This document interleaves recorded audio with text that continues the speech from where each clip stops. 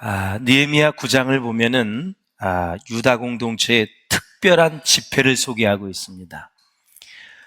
느헤미야에 의해서 성벽이 재건된 다음에 이제 영적인 사역으로 넘어가는 결정을 이루는 그런 모습을 우리가 볼 수가 있습니다. 느헤미야 전체를 보면 성벽 재건이 전부인 것 같지만 그게 아니라는 거죠. 영적 사역을 위해서 성벽을 재건한 것입니다. 그리고 분량도 영적인 사역이 훨씬 더 많습니다. 계속해서 이제 말씀의 부흥이 일어나게 되고 심령의 부흥이 일어나게 되고, 그래서 그들이 그동안 잊어버렸던 하나님을 되찾게 되어지고 그분 안에서 즐거워하고 기뻐하면서 다시 살맛나는 세상을 만났어요. 하나님을 떠나면 아무리 모든 것을 다 가져도 다 잃어버린 것입니다.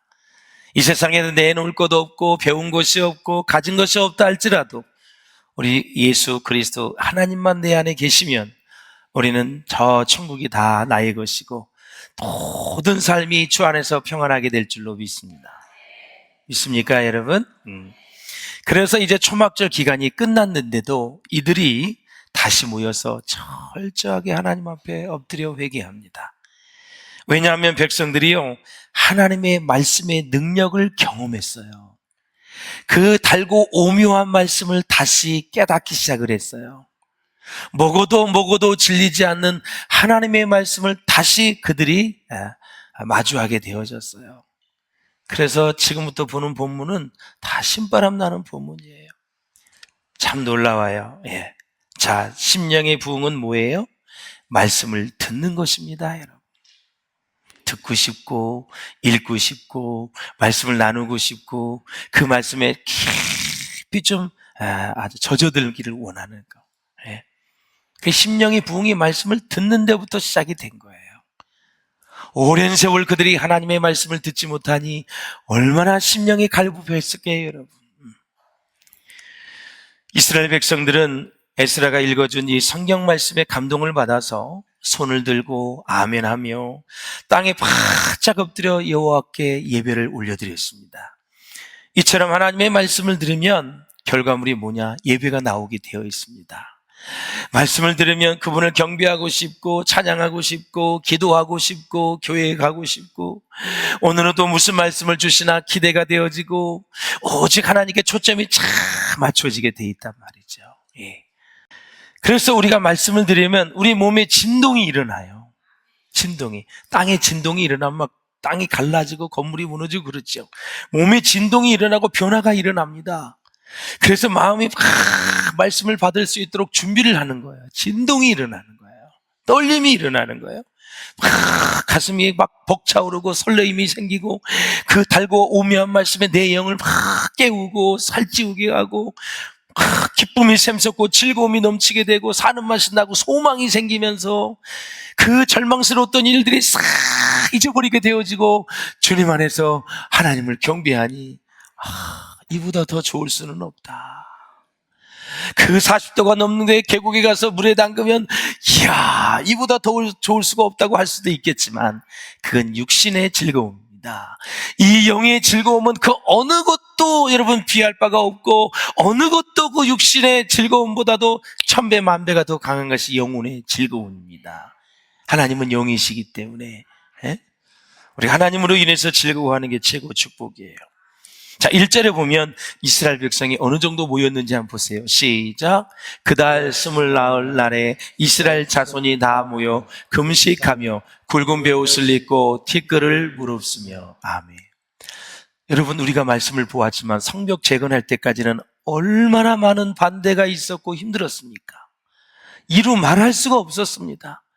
칼을 차고 여러분 벽돌을 쌓고 화살을 가지고 벽돌을 쌓고 밤에 경비를 쓰고 그래서 그 52일 만에 그를 완성을 했는데 아니 재건이 다 되고 되니까 반대자는 다 어디 갔어 도대체? 오늘 본문에 보니까 이스라엘 백성들이 다 모여 금식하고 굵은 베옷을 입고 그리고 하나님 앞에 티끌을 부른다. 이 티끌이 뭐냐면 이거 뭐지요? 다 나무를 뗀 다음에 이 뭐지 있죠? 그거 뭐라 그러지? 재죠. 그 생각이 안 나네. 내가 초등학교 3학년 때부터 소죽을 쓴 사람인데 이 재를 다 자기에게 티끌을 날리면서 여러분 하나님 앞에 나아가는 거죠. 다 모였다 그랬어요. 그러니까 이거예요. 성벽 재건이 안 될 줄 알았고 어림도 없다고 생각을 했고 야 이건 안 돼.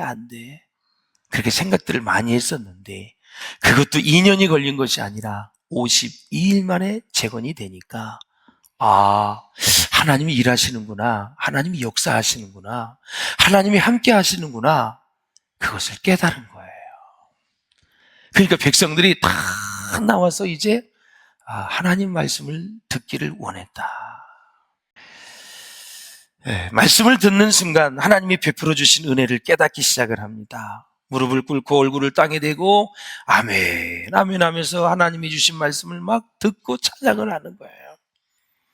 여러분 크게 아멘을 못해도 그냥 아멘 아멘 이 정도는 잘 하시는 게 좋아요. 여러분의 아멘 소리를 내 귀가 들어야 된대요. 신학적으로 들으셔야 돼요. 그래 암송 공부할 때도 그렇잖아요. 암기 과목 공부할 때도 소리 내서 암송하면 여러분 두세 배가 효과가 좋잖아요. 속으로 하지 말고 역사적인 거 여러 가지 암송할 게 너무 많잖아요. 바깥으로 입으로 내는 거예요. 그럼 내 귀가 듣고 훨씬 암기력이 높아지는 거예요. 사랑하는 여러분, 부흥은 말씀을 듣고 예배를 깨닫고 회개하는 것입니다. 여러분, 말씀을 들어요. 그리고 예배를 깨닫는 거예요. 예배를 깨닫는 것은 뭐냐면 이 예배는 말씀, 기도, 찬양, 드림, 나눔, 주의 임재가 다 있는 것인데 우리가 그렇게 예배를 소홀히 했구나. 마땅히 삶의 존재 이유고 목적이었는데 이걸 소홀히 했구나 생각하면서 예배를 깨닫고 그리고 회개하고 찬양하면서 하나님 앞에 나아가는 것이죠. 그래서 이스라엘 백성들은 그 징표로 울기 시작을 했습니다. 진정으로 하나님 말씀에 감동을 받으면 자기도 모르는 사이에 몸이 막 떨려요. 그리고 나 자신이 깨지는 느낌이 들어요. 그렇구나, 나 헛살았구나, 이게 소중한 게 아니었구나. 그러면서 막 본인이 가지고 있던 것들이 내려지게 되고 그것이 값어치 없다고 느껴지는 게 깨지는 거예요. 그래서 우선순위가 바뀌는 거예요. 소중한 것들이 더 이제 우선순위로 올라가는 거죠. 그러니까 가치를 깨달아야 돼요. 성경적 가치관을 가지고 사셔야 돼요. 그것이 없으면 엄벙덤벙 살아요. 앞뒤 없이 살아요. 중구난방이에요. 그래서 나중엔 다 후회할 일들만 생기고 나중에 허무해져요. 그리고 인생은 두 번 다시 살지 않기 때문에 지나간 생활을 돌이킬 수가 없는 거예요. 그래서 시편 기자는 말씀하세요. 너희의 남은 날을 계수하여 지혜로운 마음을 얻게 하여 주시옵소서. 남은 날을 계수하라는 것은 내가 얼마만큼 살 것인지를 계수하라는 거예요. 지금 50이 있으면 내가 100살까지 산다면 50년 남은 거고 80세까지 살면 30년이 남은 거고 60세까지 살면 여러분 10년 남은 거죠. 병원에 가서 또 진단을 내려가지고 당신은 6개월입니다. 그럼 6개월이에요.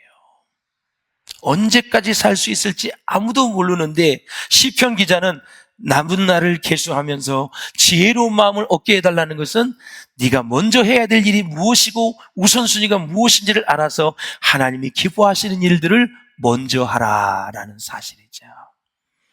할렐루야. 지금까지의 나의 생각이요, 말씀을 들을 때 잘못심을 깨닫고 돌이키는 결심을 내리게 되거든요. 그래, 그 말씀이 맞구나 하면서 결심을 해요.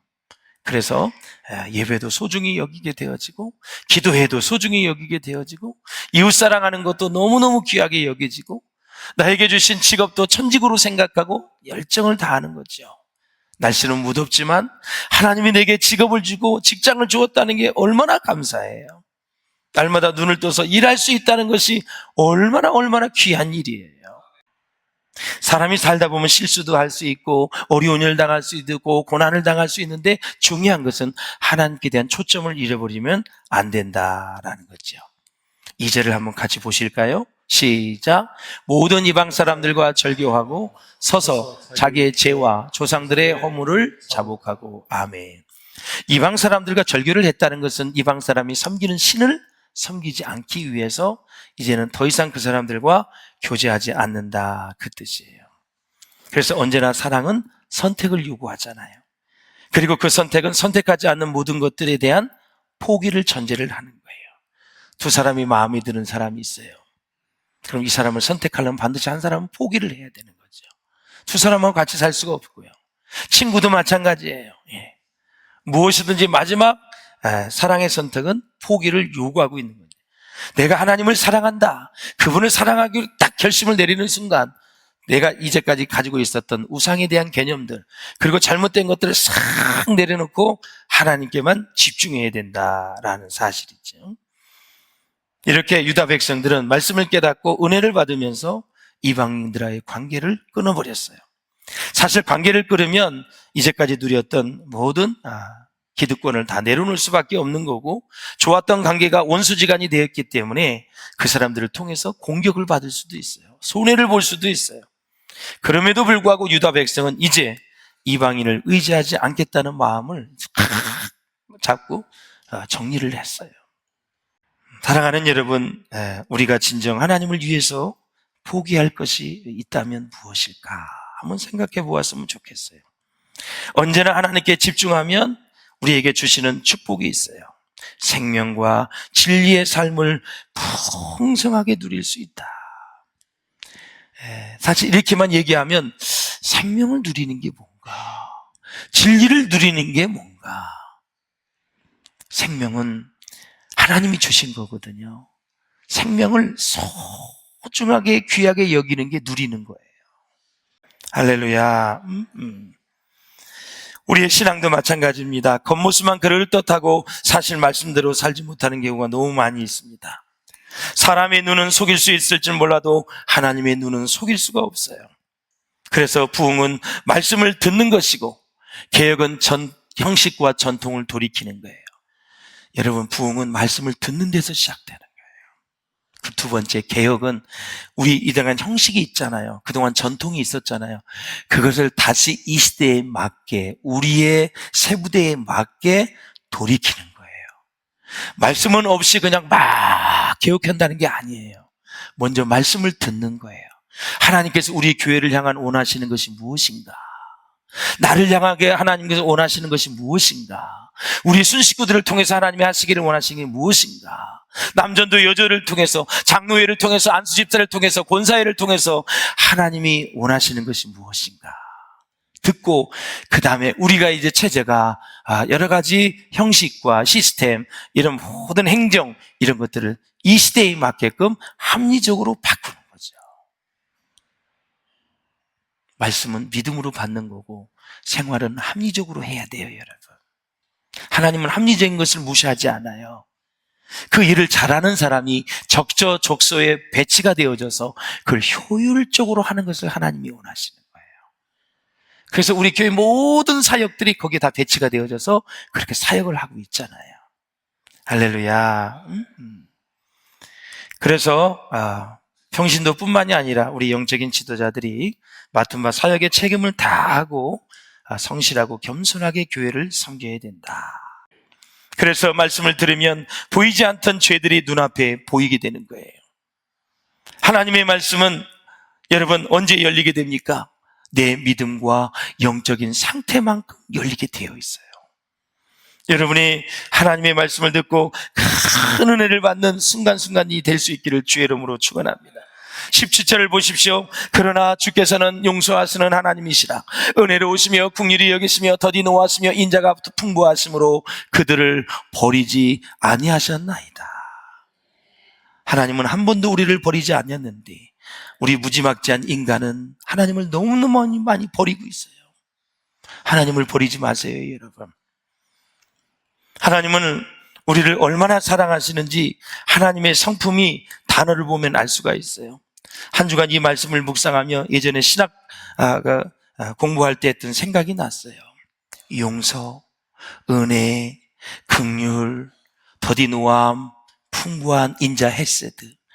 참 이 말씀을요 한 학기 동안 이 5-6가지를 배웠어요.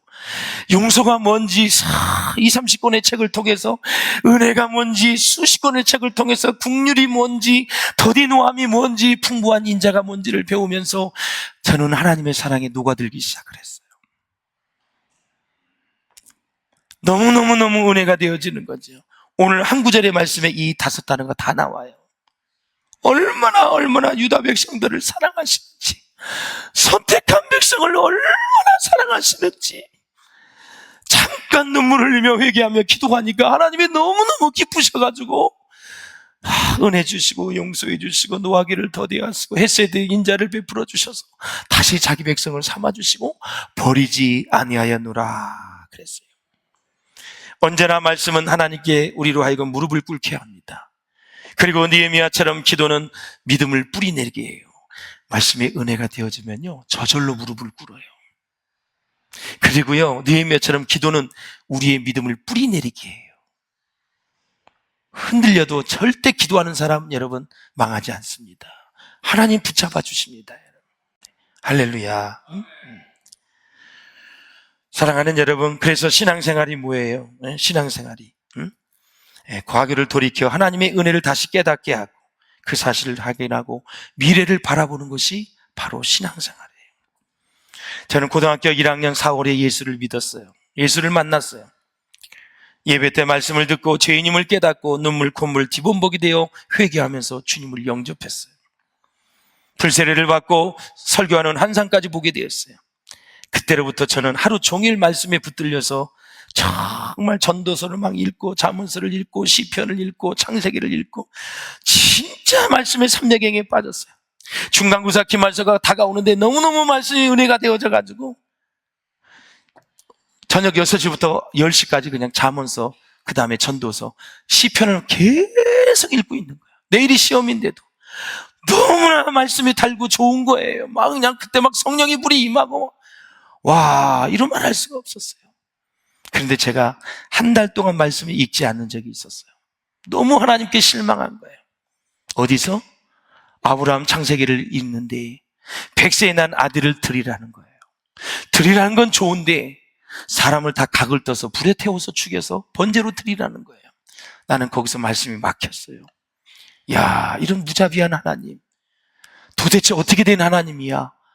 그렇게 그 아들을 준다고 해서 100세에 하나님이 주셨는데 그걸 또 27세에 하나님이 또 바치라고 해서, 바치는 건 괜찮은데 다 손발을 잘라서 태워서 번제로 드리라니, 도대체 인신제사를 드리라니, 그 하나님이 야속했어요. 한 달 동안 그 읽던 성경을 안 읽었어요. 그래서 목사님께 찾아가서 이게 왜 인신제사를 드리라고 하냐, 그래서 물어봤더니 다 설명을 자비롭게 해주셨어요. 거기서 다 풀렸어요. 그래서 이런 깊은 뜻이 있었구나. 그래서 그걸 깨닫고 하나님 앞에 또 회개하고 또 열심히 말씀을 보고 은혜를 받았어요. 여러분, 행여나 말씀이 이해가 안 될 때는 빨리 지도자들 와서 저처럼 한 달을 허비하지 마시고 빨리 오셔서 같이 말씀을 해소하고 여러분 이해가 되어져서 은혜가 될 수 있기를 주의 이름으로 축원합니다. 할렐루야. 참 놀라요. 그래서 신앙생활이란 여러분 과분한 은혜를 받아서 과분한 직분을 감당하다가 후에 과분한 소명까지 이루는 은혜의 여정이 바로 신앙생활이에요. 여러분, 죄인인데 과분한 은혜 받았잖아요, 우리가. 그렇죠?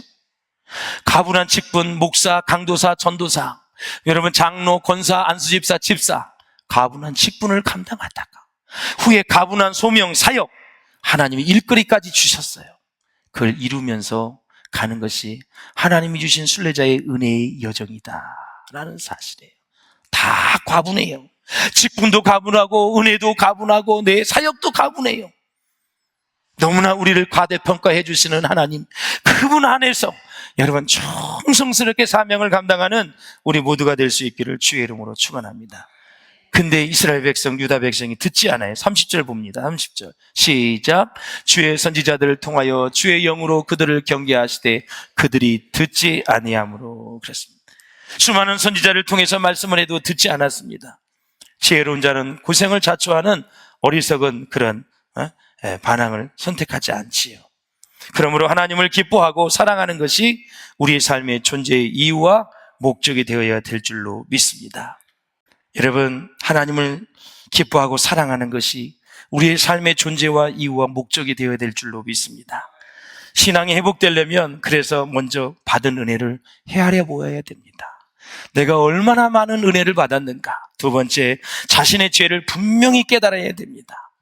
환난과 고난과 어려움이 왔을 때 나를 잘 돌아보시기를 주의 이름으로 축원합니다. 세 번째, 구원은 하나님께로부터 비롯됨을 우리가 알아야 됩니다. 32절에 보니 우리 하나님이여 주의 모든 백성이 당한 모든 환난을 이제 작게 여기지 마옵소서. 힘들고 어렵다라는 거죠. 하나님 도와달라는 그런 의미입니다. 사랑하는 여러분, 우리의 살 길은 하나님의 사랑에 호소하는 길밖에 없어요. 힘들고 어려워도 우리의 연약함, 무능함 포장하지 마시고 있는 그대로 힘든 것을 하나님 앞에 고백하세요. 하나님, 너무너무 힘이 듭니다. 솔직함으로 나가야 됩니다. 하나님, 제가 지쳐 있습니다. 제가 속상합니다. 제가 너무너무 누구를 원망하고 있습니다. 솔직하게 하나님 앞에 내 연약함과 무능함을 포장하지 않기를 바라요. 그렇게 하면 하나님께서 응답해 주실 줄로 믿습니다. 하나님께서 우리의 마음의 소원을 주님께 아뢰면 주님이 다 들어주십니다. 여러분, 가장 중요한 회복의 원리는 뭐예요? 기도입니다. 우리의 신앙의 성숙함은 기도의 모습에서 나타납니다. 기도의 성숙함은 신앙의 모습으로 나타나게 되어 있어요. 결론은 뭐냐? 기도가 회복의 원인이자 동시에 결과라는 사실입니다. 느헤미야 1장부터 13장까지 보면 느헤미야가 성공한 비결, 승리한 비결, 그 어려운 중에서도 성벽을 재건하고 에스겔 선지자를 통해서 학사 제사장을 통해서 그렇게 영적으로 승리한 비결은 한 가지입니다. The prayer, 기도입니다. 기도를 통해서 이 어려운 난관을 다 극복했다라는 것입니다. 그래서 한마디로 기도는 신앙의 열매이자 신앙의 모판입니다. 우리는 인생의 문제를 대하며 우리의 마음을 찢는데 언제 찢느냐? 기도를 하면서 마음을 찢는 것입니다. 기도를 통해 바로 회개하면 우리의 마음은 30배, 60배, 100배의 결실을 맺을 수 있는 줄로 믿습니다. 기도와 더불어 중요한 회복의 원리는 말씀입니다. 말씀을 먹으면 내 안에 말씀이 들어와 믿음이라는 뿌리를 내리게 되고, 그러면서 영적인 사람이 되게 하시고 믿음의 사람이 되게 하시고 능력의 사람으로 변화되는 것입니다. 결국 사랑하는 성도 여러분, 기도와 말씀으로 우리의 영육이 회복된다는 사실을 잊지 마시고, 여러분, 지쳐있는 여러분, 더위도 힘들지만 제일 힘든 것은 마음의 힘입니다. 어차피 더위는 언젠가는 또 지나갈 것이고 선선한 가을이 목전에 다가와 있습니다. 중요한 것은 하나님이 날씨는 주관하시는 거니까 하나님께 맡겨드리고, 제일 중요하게 보시는 것은 마음입니다. 마음의 상처와 아픔과 고통이 다 치유되시기를 바라고, 정말 하나님의 은혜 가운데 정말 승리하시고 하나님께 영광을 돌리는 우리 모두가 될 수 있기를 주의 이름으로 축원합니다.